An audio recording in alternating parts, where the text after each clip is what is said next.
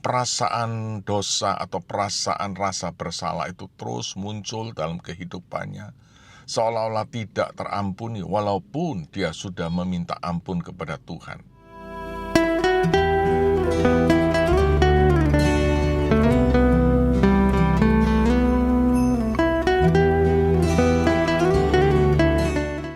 Saudara, kita sadar bahwa kita manusia berdosa dan seringkali berbuat dosa dan kesalahan-kesalahan dalam kehidupan kita.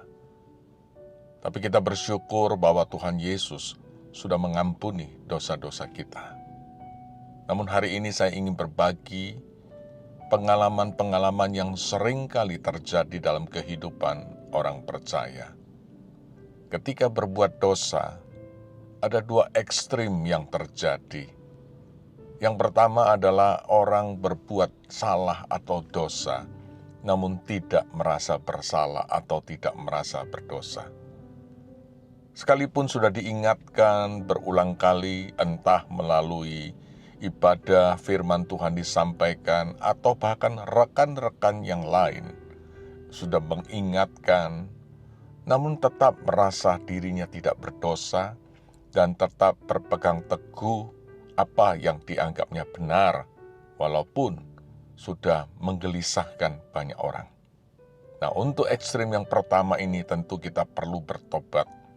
Sebelum ada pukulan, sebelum ada kesulitan, lebih jauh terjadi dalam kehidupan kita tentunya. Namun ada ekstrim yang kedua, di mana seseorang melakukan kesalahan atau dosa.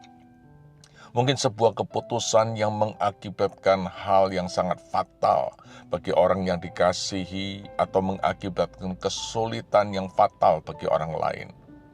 Dia menyadari dosanya, dia menyadari kesalahannya. Namun perasaan dosa atau perasaan rasa bersalah itu terus muncul dalam kehidupannya, seolah-olah tidak terampuni walaupun dia sudah meminta ampun kepada Tuhan. Sehingga setiap kali dia mengingat peristiwa itu, sehingga setiap kali dia mengingat keputusan yang sudah diambil, dia selalu merasa bersalah. Mungkin pada waktu pertama kali dia melakukan itu, dia masih bisa bertahan dengan hukuman-hukuman sosial, orang lain menyalahkan. Tetapi seiring dengan berjalannya waktu, maka orang lain sudah mulai melupakan. Tapi tidak jarang diri sendiri masih menjadi hakim untuk dirinya sendiri. Sehingga perasaan rasa bersalah dan berdosa itu terus menghantui hidupnya sepanjang hari, sepanjang malam, dan membuat hidupnya tidak ada damai sejahtera. Dia terus menyesali. Nah, untuk orang yang demikian, hal yang ingin saya katakan adalah, setiap kita memang berbuat dosa, setiap kita berbuat kesalahan. Tapi jika kita dengan penyesalan mengaku dosa kita di hadapan Tuhan dan minta ampun kepada Tuhan, kalau Tuhan Yesus sendiri sudah mengampuni kita, mengapa kita harus menghakimi diri kita sendiri?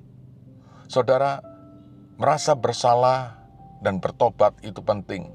Tapi merasa bersalah dan berdosa dan terus-menerus dituduhkan kepada kita, itu sesuatu yang justru perasaan yang perlu ditinggalkan.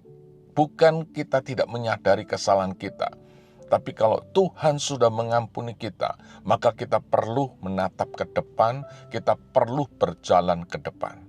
Menyesali terus-menerus perasaan bersalah tidak akan mengubah keadaan. Tapi yang perlu kita buktikan bahwa kita sudah menyesal adalah melakukan sesuatu yang sebaliknya, yang positif. Bahwa hidup saya sudah berubah dan saya tidak akan melakukan kesalahan yang sama.